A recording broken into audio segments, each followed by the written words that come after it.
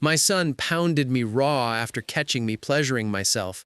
I'm 42F, widowed for 5 years since my husband passed. The house felt empty until my son, 26M, came home to visit while deciding whether to move back to town. I downsized to a cozy one-bedroom apartment, so space was tight, but he was only staying 2 weeks. I hadn't laid eyes on him in over a year, though we talk every week. We've always been close, closer than most mothers and sons. The moment I spotted him at arrivals, my heart slammed against my ribs.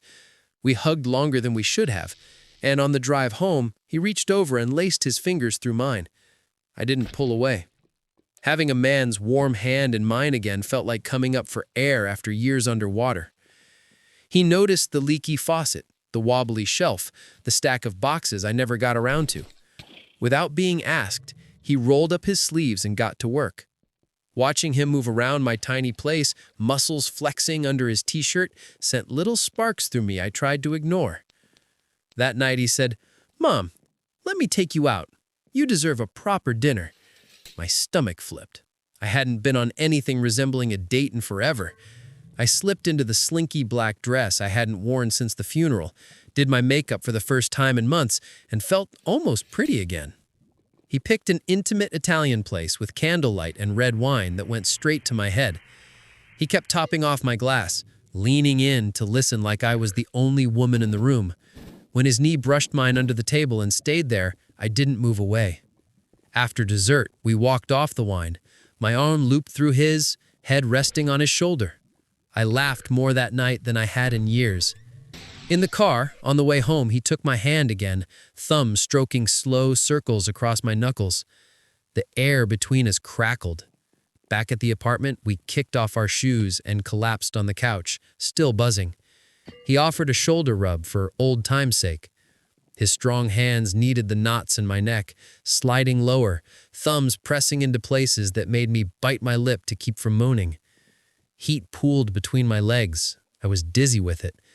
Terrified he'd notice, I mumbled something about being tired and fled to my bedroom, heart racing. I closed the door but didn't lock it, habit from living alone. I spread a towel on the bed, stripped naked, and lay back. My skin was on fire. I couldn't remember the last time I'd been this turned on. I slid my fingers down, already soaked, circling my clit with soft little gasps, picturing his hands instead of mine. The door creaked. I froze, 2 fingers buried inside myself, legs spread wide. There he stood, eyes, dark eyes locked on me, a slow, wicked smirk spreading across his face. "Need a hand, Mom?" he asked, voice low and rough. I should have screamed, should have covered myself. Instead, my hips lifted toward him like they had a mind of their own.